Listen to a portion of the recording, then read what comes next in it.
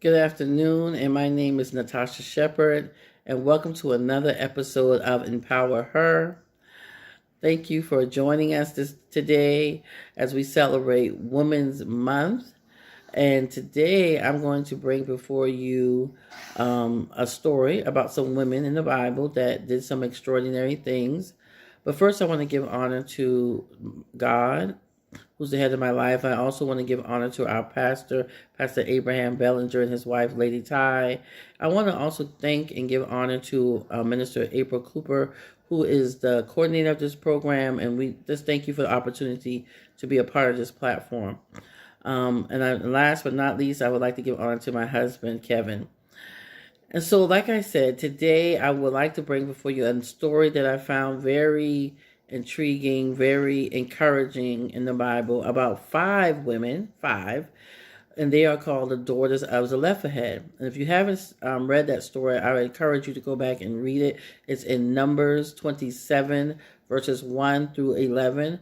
Right now, I'll kind of give you a little synopsis of the story, but please go back and read it for yourselves to get what you can get from that story.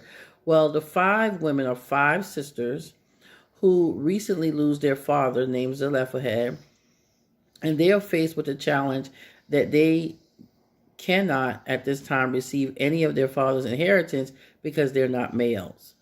Back in those days, only males could receive inheritance, could be transferred from each other. That was called a patrilineal system that they were abiding by, that God had put in place on how land and wealth was to be transferred. Well, Zelophehad had no sons. So because of that, nothing could be transferred to anywhere. And in essence, his name would be forgotten because he had no sons to transfer his name or his wealth. So the five daughters, and I'll tell you their names, is Mala, Noah, Holga, Bika, and Tirzah. Five daughters he has. I'm not sure who's the oldest or the youngest, but there were five daughters nonetheless that came together and said, this is not fair. We need to figure out a way we can get our father's land, because otherwise none of them were married, so they couldn't depend on their husband's land or anything like that. They would have to just depend on the mercy of their clan to help them, which that puts a woman in a very insecure position. So what they did, they decided, we're going to go before Moses, who was their leader at the time, and a priest named Ezler, to find out, an Ezler priest, to find out what can we do.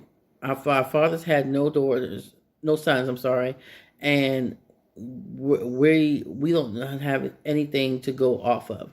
So they requested of Moses, and I read, it was in chapter 4, it said, why should our father's name disappear from his clan because he had no son? Reasonable question, right? Give us property among our father's relatives. So they were requesting their father's property, which was unheard of. No one had ever done that. It was unprecedented. Moses listened to them compassionately and said, basically, he doesn't know, but he would go before the Lord for their request. And he did that. And the Lord found that their request was fair. And everybody in the town probably was like, they are crazy. This has never been done. Why are they going up there? I'm sure they had some fear, some doubt if this even work, or was it going to look like we're just honoring God? But the Lord heard their request and said, you know what, this is fair. So what did the Lord do? He told Moses to let the daughters know that they can obtain their father's land. But not only, it didn't stop there, but not only were they going to get what they needed from their father, but now that he was going to change that patrilineal law to where daughters could receive land from their fathers. Awesome, right? Because even in this day and time right here, we may be faced with laws and rules that may not quite seem as fair, but as women, we can get together and try to impact the law, challenge the law in a godly way. And the ladies just merely requested, say, hey, is this fair? Can you think about it? And sometimes it could be very intimidating to go before, it's probably male dominant areas and ask questions, but we should. God is so faithful, and he uses women in a unique way to impact our environment. And that's exactly what the Daughters of Zelophehad did.